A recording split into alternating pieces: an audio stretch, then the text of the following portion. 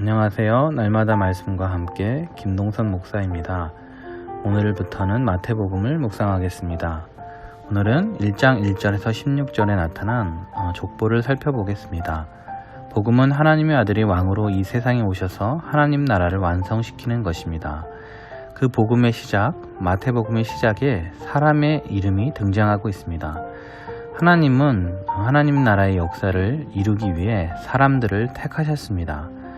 특별히 다윗 집안 사람들 한 사람 한 사람 택하셔서 그 나라를 준비하셨습니다.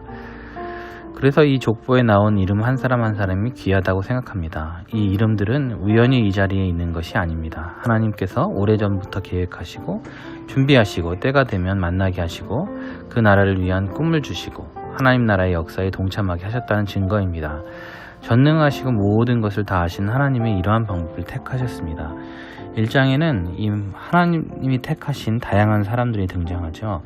평범한 사람도 있고 족장, 왕족도 있습니다. 총독도 있고 스파이, 군인도 있고 양치기도 있고 농부, 나그네, 여행자, 전쟁 포로, 목수도 있습니다. 나이도 다르고 심지어 민족도 다릅니다. 또한 성별도 다르죠. 하나님의 이러한 계획은 다소 위태롭게 보이기도 합니다. 완벽한 계획인 것 같지 않습니다. 사람들의 연약함과 부족함 때문에 그렇습니다. 그래서 실패할 가능성이 훨씬 더 많아 보입니다. 그럼에도 불구하고 하나님은 이런 사람들과 함께 일하시기를 좋아하시는 것 같습니다. 특별히 오늘 본문에는 여인들이 많이 등장합니다. 3절의 다말은 시아버지의 유다에게서 아들을 낳았죠.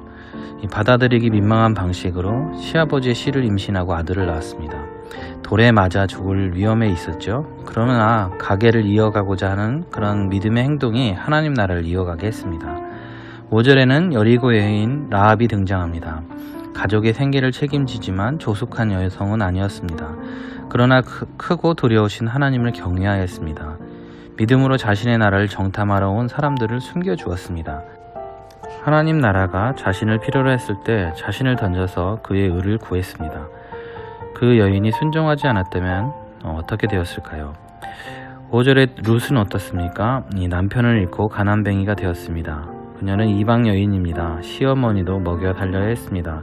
그러나 하나님 나라의 백성이 되고 싶어 했습니다. 그래서 이스라엘로 들어가기로 선택했습니다. 그리고 나이가 많아 보이는 보아스에게 다시 청혼을 해야 하는 상황이 되었습니다. 그럼에도 불구하고 그녀는 하나님의 뜻에 순종했습니다. 그녀의 그러한 결단과 순종이 없었다면 하나님의 나라는 어떻게 되었을까요? 그녀가 순종한 결과 그녀는 다윗의 조상이 되었습니다. 하나님은 그녀를 동역자로 삼으신 것이죠. 6절에 우리아의 아내는 어떻습니까? 다윗 왕의 부정 때문에 남편이 살해당했고 왕을 새 남편으로 받아들여야 했습니다. 이 과정에서 얻은 첫 아들을 잃었습니다. 슬픔과 비극을 온몸으로 체험한 여인입니다. 다윗의 치부를 드러내는 이름이기에 이 밧세바라는 이름이 가려져 있습니다. 그럼에도 불구하고 하나님은 이렇게 연약하고 위태롭게 처해 있는 자들을 택하셔서 자신의 동역자로 삼으셨습니다. 마지막은 작은 시골 마을의 소녀 마리아였습니다. 결혼하지 않은 상태에서 임신하게 되었습니다. 당황스럽고 수치스럽고 두려웠을 것입니다. 그럼에도 불구하고 그녀는 자신을 통해서 이루어질 하나님 나라를 고대했습니다. 이 모든 것은 하나님이 우리를 택하셔서 우리도 하나님의 동역자로 삼으셨다는 것입니다. 킹덤 파트너, 하나님 나라의 동역자입니다.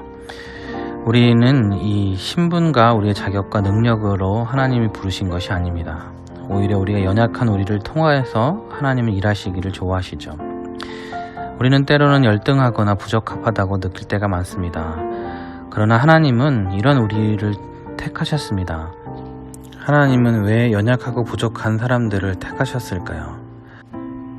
그것은 이러한 상황이 오히려 하나님의 능력을 더 잘 드러내기 때문에 그렇습니다. 하나님의 은혜가 역사하기 좋은 기회이기 때문에 그렇습니다. 그러기에 하나님 나라의 동역자들은 능력이나 자격이 없다고 부끄러워할 필요가 없습니다. 하나님은 우리의 연약함을 자신의 능력으로 바꾸셨습니다. 그러기에 우리는 하나님의 능력 때문에 우리에게 맡겨진 일들을 잘 감당할 수 있습니다. 오늘도 하나님의 능력을 힘입어 우리에게 맡겨진 우리 하나님 나라의 역사를 믿음으로 이루어가는 우리 모두가 될 수 있기를 주님의 이름으로 축복합니다. 기도합니다. 하나님 아버지, 우리를 택하시고 부르셔서 하나님 나라의 역사에 동참하게 해주셔서 감사합니다. 우리는 세상에서 연약하고 상처받고 미움받은 사람들입니다. 그러나 우리를 버리지 아니하시고 왕같은 제사장으로 삼아주시고 하나님의 복의 통로가 되게 해주신 것 감사합니다. 우리를 부르신 하나님의 뜻과 신비는 다 알 수 없지만 우리에게 맡겨진 주의 역사를 믿음으로 이루어가게 하옵소서. 예수님의 이름으로 기도합니다. 아멘.